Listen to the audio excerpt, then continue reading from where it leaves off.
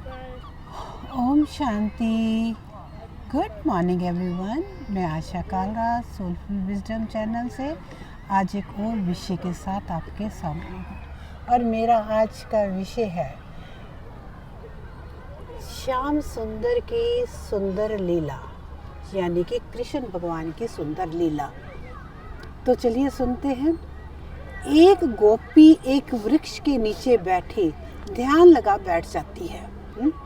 कान्हा को सदा ही शरारतें सूझती रहती हैं।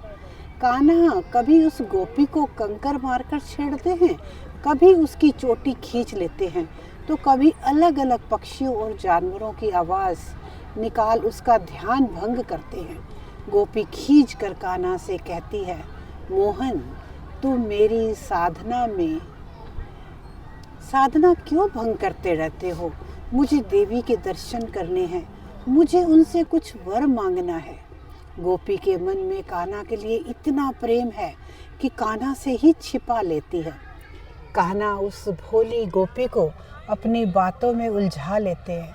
अरे मूर्ख, ऐसे ध्यान करने से ईश्वर नहीं मिलते। उनको प्रसन्न करने के लिए उनको बहुत कुछ खिलाना पड़ता है।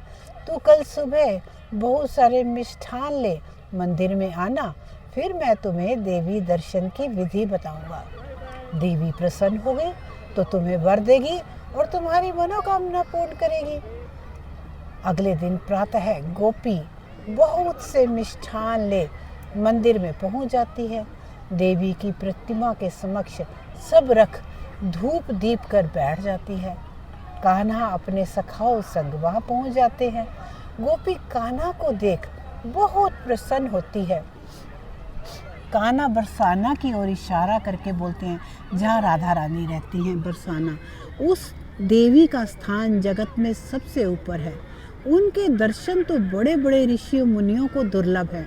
वो देवी तेरी मनोकामना पूरी करेगी, परंतु तुम्हें पहले मुझे प्रसन्न करना होगा, तभी मैं तुमको देवी के दर्शन करवाऊंगा। कान्हा, तुमको कैसे प्रसन्न करूं? ये जो स्वादिष्ट मिष्ठान तू लाई है, ये सब मुझे और मेरे सखाओं को खिला दे। नहीं तो कान्हा, ये तो सब देवी पूजन हेतु है ना, मैं तो देवी के लिए लाई हूँ। ये दर्शन नहीं हो सकते। अगर तुम ये नहीं करोगे तो तुम्हें देवी दर्शन नहीं हो सकते। अपनी कामना भूल जा तू। गोपी ये भी चाहती है कि उसके प्रीतम कान्हा ये सब मिष्ठान पा ले, परंतु मन में अभी देवी दर्शन की लालसा भी है। गोपी की स्थिति विचित्र हो रही है। कान्हा कहते, गोपी देख, मेरे पास शक्ति है, मैं किसी भी देवी देवता को अपनी इच्छा अनुसार बुला सकता हूँ। कान्हा, तुम मुझे मूर्ख बना रहे हो। अपने माखन से सने हुए मुख को साफ करने की शक्ति तो तुम में है नहीं। मैं ही मूर्ख रही जो तुम्हारी बातों में आ गई। अब तुम भाग जाओ यहाँ से और मुझे देवी दर्शन करने दो। कान्हा ललचाई दृष्टि से मिष्ठान की ओर देखते हैं। गोपी खींचकर उनको मारने को दौड़ती है।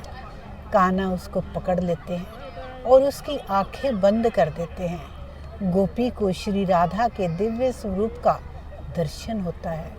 गोपी उनको अपनी मनोकामना बताती है और श्री जो मंद मंद मुस्कुराते हैं। वो उनका तेज सहन नहीं कर पाती और मूर्छित हो जाती है। कान्हा और उनकी शरारती मित्र मंडली के शोर से चेतना लौटने पर एक बार तो गोपी बहुत प्रसन्न होती है। उसको देवी दर्शन की स्मृति ही रहती है, परंतु अपने खाली बर्तन और सब मिठाई खत्म होते देख वो अत्यंत क्रोधित हो जाती है और उन सब को मारने को दौड़ती है। भोली गोपी क्या जानती है कि जिसे वो प्रेम भी करती है और जिसकी उद्यम से ही खींच जाती है, वही पूर्ण परमेश्वर है, जो उसकी मनोकामना को पूर्ण करने हेतु उसे कैसे भी ठग लेते हैं। तो देखिए, ये प्रेम जो है ये ईश्वर का अपने भक्तों के साथ है, अपनी गोपियों के साथ है, श्री कृष्ण का अपनी सखाओं के साथ है।